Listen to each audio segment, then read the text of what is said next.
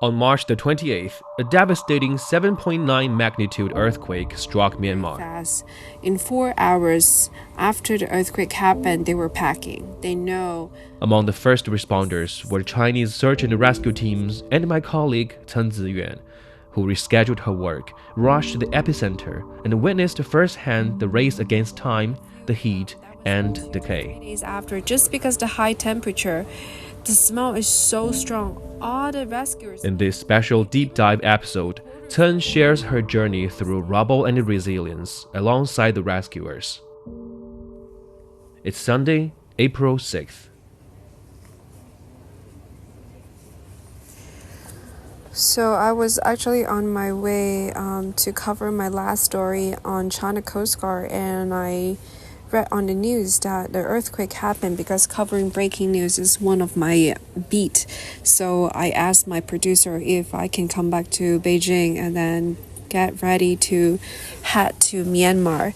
When I flew off from Guangxi Autonomous Region, I did not have any of my belongings. I pretty much went back to Beijing, repacked everything, left my belongings with my cameraman, and get on new laptop, new backpack, new electronics to be prepared for this trip. I actually went out with them once when I was in Turkey. That was my first time going overseas to participate in a rescue mission. And by then I know the team really well. So they're professional. They're very fast. In 4 hours after the earthquake happened, they were packing. Because there is an unspoken rule. If an earthquake happening anywhere around the world that is above magnitude 7.0, the China Search and Rescue team, will be heading out with team members to assist in the rescue effort as soon as the involving country, for example, is Myanmar or Turkey, release on the United Nations website saying they do need help from other countries to help them to participate in the rescue mission. The countries qualify under the INSARAC, the heavy machine certified rescue team. Then they're allowed to head out once they receive the message. So China is just one of them. In comparison to Turkey, I think the weather is definitely one of the key elements that's really different between Turkey and Myanmar. Myanmar, the highest degrees can go up to 43 degrees Celsius. You can imagine how hot it is when rescuers are working in the field. But in comparison to Turkey, it was 30 degrees below. And it's crazily cold at night, especially we were sleeping outside. I remember we were covered under like 6 to 7 layers of blanket and also compression shirt. So that was a lot of coldness and without any water supply. But for heading to Myanmar, I was all equipped with mosquito bite medicine, as well as there are a lot of oral vaccine that we have to take to avoid the diseases that can spread by mosquitoes here. So that's a completely different preparation in terms of medical condition and also the environment, because we are not involving too much in living. For example, when it was cold in Turkey, we do not need to take shower. But when we are in Myanmar, we need to take showers, and the waters are no longer safe until this point, which is about 7 days later. So Mandalay is one of the hardest hit area in Myanmar, and the journey we got here was very challenging. We flew to Rangoon on the first day. I believe that was on a Saturday when we left, and we arrived in Rangoon 5 hours after the flight from Beijing to Rangoon, and we have to take an 8 to 12 hours bus ride to Mandalay. However, because of the complicated political situation in the area, the 12-hour bus ride extended to be 24 hours almost.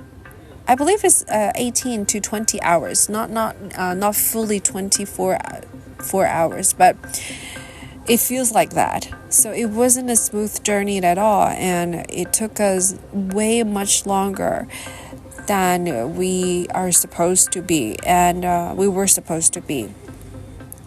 Some of the rescuers say if we can get here sooner, if we can get here even faster, maybe we can even save more people when we get here. We can get here earlier, because as I mentioned earlier, the biggest difference here is the temperature, the extremely high temperature that can cause challenges to survival rate in the rubble. So these are something that we look closely to, especially in a rescue mission, and also in terms of how the weather can impact people under the rubble.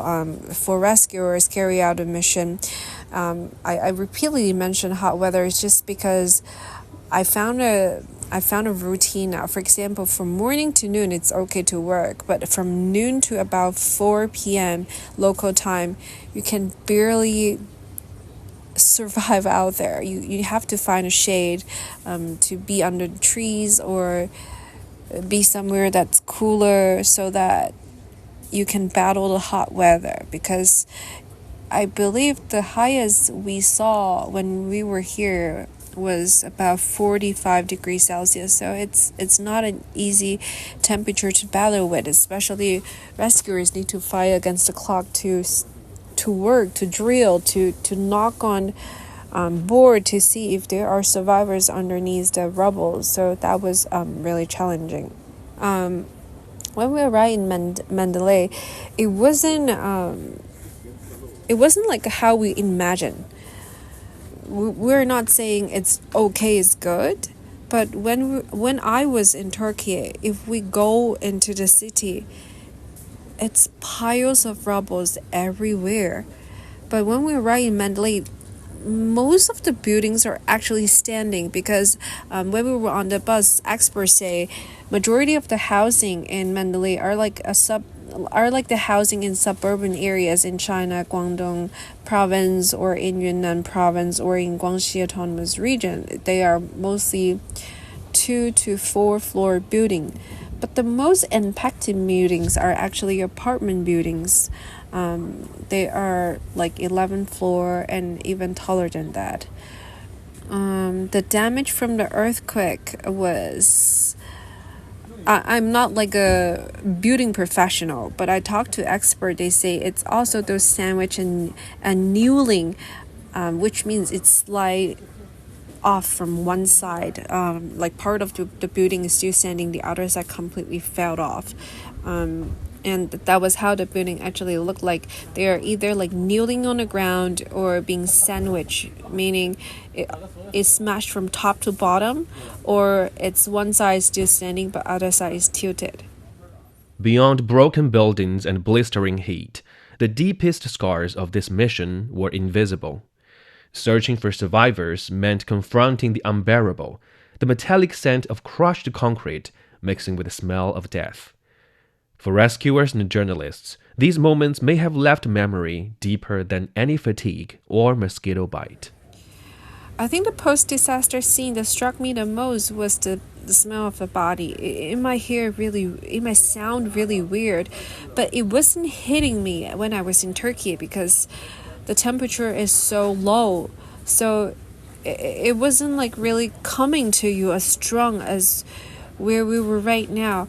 When we go out in the field, that was like 2 to 3 days after, just because the high temperature, the smell is so strong. All the rescuers, even reporters like I am, when we were standing outside and you come back from the field to campsite, your clothes, not even your external layer, but the shirt that's underneath, it's also smell like rotten.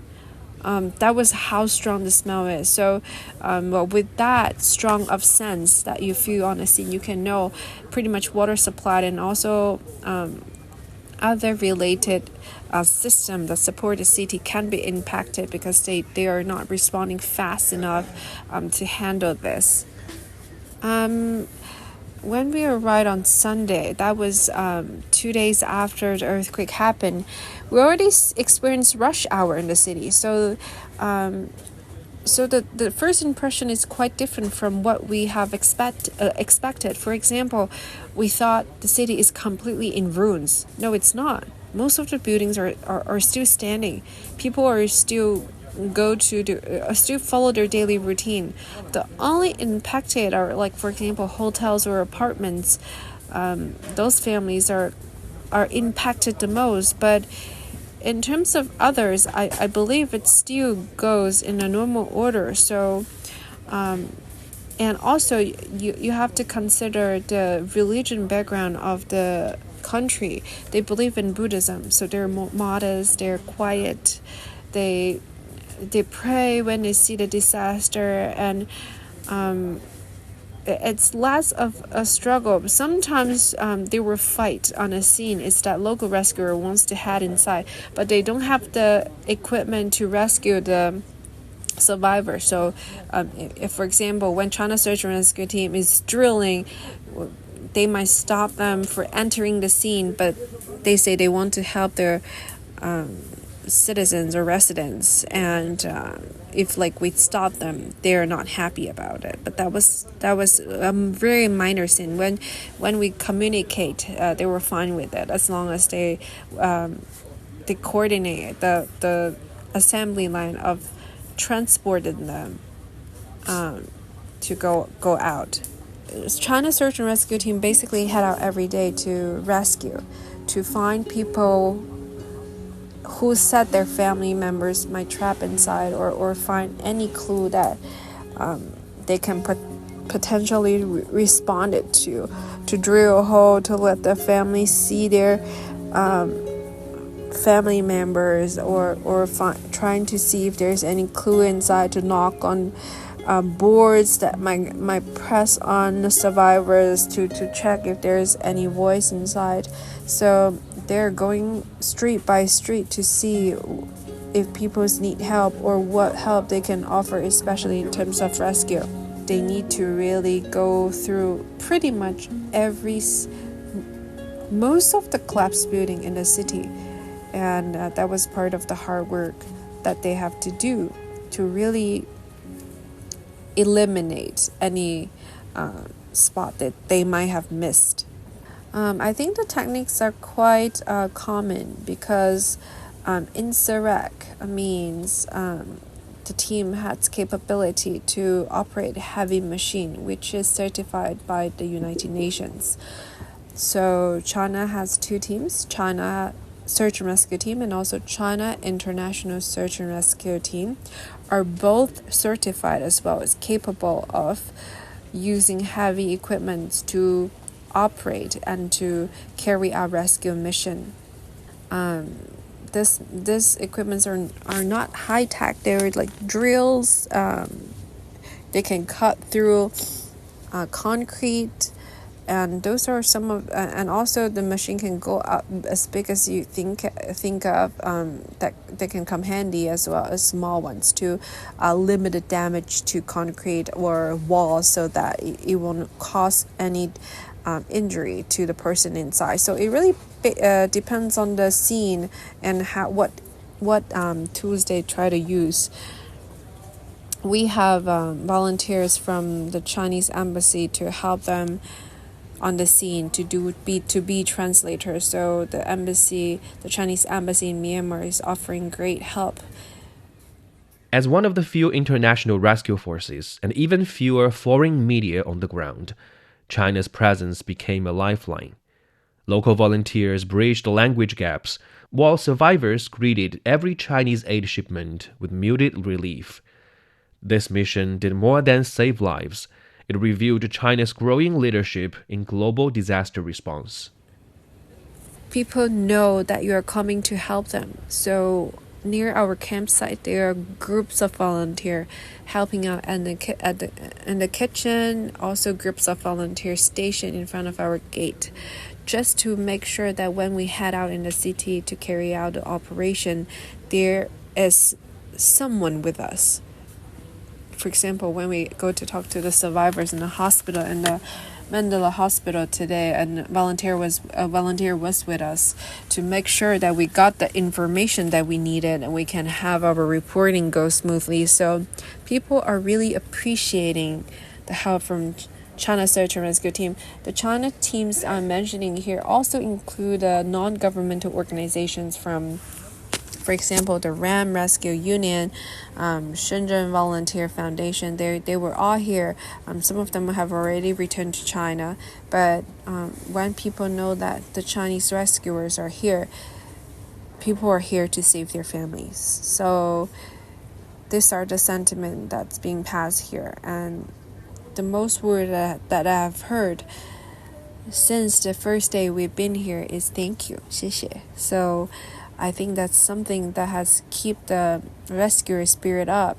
And we even found the 5th survivor after 120 hours after the earthquake happened. I talked to the rescuer. The longest one they have say up to 150 hours. It's still very long, and this can be counted as a small miracle. China have sent 3 batches of humanitarian aid to Myanmar. I think the 3rd batch is already here or on its way here on Saturday. I think this is provided by the China International Development Cooperation Agency. And the reason I know that it's because I was also covering that beat. And the agency I've talked to asked us to cover the first batch of aids being sent to Myanmar. And my colleague was there. Lots of supplies, including tents, food. One of the thing that's really missing in this bigger picture is that they don't have fresh supplies, so people are really depending on rice, dry food, not much fresh products that's coming into the city nor being provided here. I think the last thing I want to share about this rescue mission is that there are a few things that the rescuer keep mentioning. First one is if they can get here sooner, maybe they are able to help more people. The other story is a family was trying to find their daughter. When they're trying to call their daughter, the phone can still connected, but they're not able to find her under the rubble. And the family keep walking on there every single day trying to find their daughter. And some of the rescuer here saying they even want to find the location to let the family knows, but they just couldn't find her. So when there are good news, but sometimes there is disappointment or sadness that's behind the screen or behind what we have covered. And it's not unusual for rescuers, but it's just heartbroken for those who lost their families. I think the field experience, it's my second time, as I mentioned. I think the biggest challenges I face is the mosquitoes. The mosquitoes is flying around me here. I'm not sure you guys can hear them, but I have a few mosquito bites on my legs, on my feet, just by sitting here recording this 20-ish minutes interview or sharing my experience here. And it's very itchy. So this is the biggest challenge for us because one of the rescuers, when they went inside, I was talking about the smell on their shirt, but when we back in the camp, when the sky is dark, mosquitoes begin to come out as a cloud. And it's very itchy. I have mosquito bites on my legs, on my feet, on my arm. And in terms of transporting communication, because I'm actually an inbat in the China Search and Rescue Team, so I flew here with them, I travel with them, I pretty much stay in a team. So they provide transportation when we go out in the field, and make sure I don't go to dangerous spots where it might have crossfire. And the difficulties I didn't anticipate was the length of this trip, and also I don't know when I will be back. Hopefully soon, because the government, the local fire department said the rescue mission is officially transitioning to recovery on Friday. So most of our work here is being done, but the medical workers are still heading out to have like free session for locals to treat them, to help them see like CT scan or have diagnosis. So we are seeing some minor activity happening on the sidelines, but rescue works are mostly done. It's also a time for me to reflect on how this trip is different than in Turkey and how China can make its voice heard internationally. I think one thing that I'm very proud of is U.S. aid has been cut, and the international community is saying that China is leading the rescue work here in Myanmar, and that's the case because China is among the first team to arrive in the scene. And not that China is showing off, but the rescue mission actually shows that China is capable of being the coordinator in such a disaster, and not only capable of coordinating but also strive in the field to carry out rescue missions that can help local people to save more lives.